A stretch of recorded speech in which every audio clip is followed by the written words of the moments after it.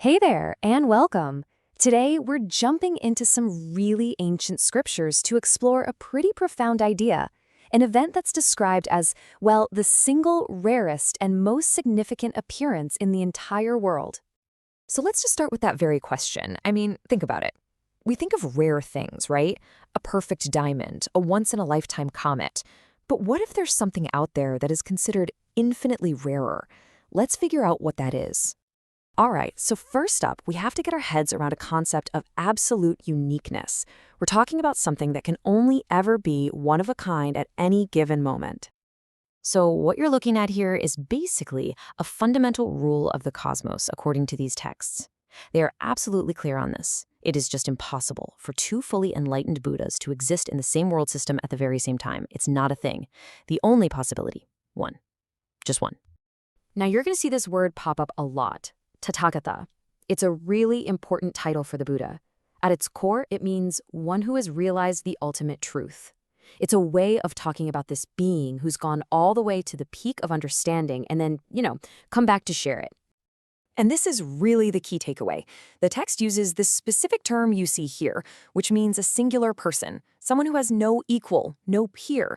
So this isn't just about being special. We're talking about an event so profoundly rare, it's almost impossible. And yet, it happens. Okay, so if this appearance is that rare, what's the big deal? Why does it matter so much?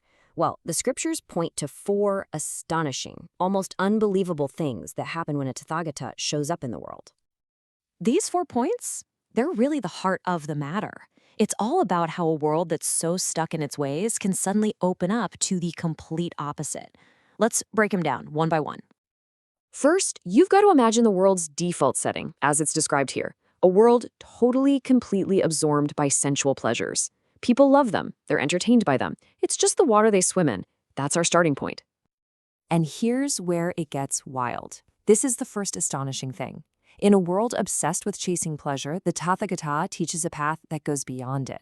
And what happens? People don't reject it. They actually listen. They pay attention, and they genuinely try to get it. According to the text, that's practically a miracle. All right, next up we have the second condition. The text paints a picture of a world that just loves its ego.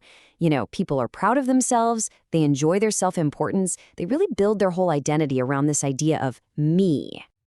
And here's that second astonishing result. When the Tathagata appears and teaches a way to actually dismantle that very ego, people listen. The ones who are most attached to their own sense of self suddenly become willing to hear a message about selflessness. It makes no sense, and yet it happens. Now, this third one, I think we can all relate to this. It's a restless world. It thrives on agitation, on drama, on this constant inner turmoil. It's a world that mistakes all that chaos for being alive. So what's the third astonishing outcome? When the Tathagata teaches a way to find deep, profound inner peace, that restless world is drawn to it. People caught up in the hurricane of their own minds suddenly find themselves able to hear a message of stillness, and they want to understand it. And finally, we get to the big one, the most fundamental condition of all, a world that is defined by ignorance.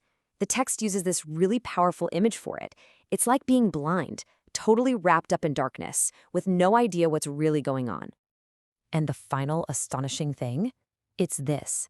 When the Tathagata shows up and teaches a way to get rid of that darkness, to switch on the lights, even those who are blind can somehow perceive it. They listen, they lean in, and they decide they want to see. So all of these incredible things happen while the Tathagata is around. But what about after they're gone? What's the lasting impact? And that brings us to our final piece here, this idea of a happiness that endures, long, long after this rare appearance. That's a huge question, isn't it? If this one person is gone, how can their positive impact possibly stick around for hundreds or even thousands of years? The texts actually give us a very specific answer. The answer is that the legacy is really two things that get left behind. First, you have the Sugata, which is the example of the person themselves. Their story is proof that this path can be walked. And second, you have the discipline of the Sugata. That's the teachings, the Dharma, the whole roadmap they laid out for others to follow. And here's the bottom line. The text says that as long as that example and those teachings are still around, they just keep on working for the benefit and happiness of everyone, humans and gods alike. That one rare appearance creates this ripple effect that just doesn't fade. Which leaves us with one last thing to think about. We've talked about these timeless human struggles, right? Our attachment to pleasure, our ego, our restlessness, our ignorance. So if a teaching that's over 2,500 years old can still speak directly to all of that, what does it mean for you, for me, right here and now, to even get a chance to encounter it? What an unbelievably rare opportunity that might just be.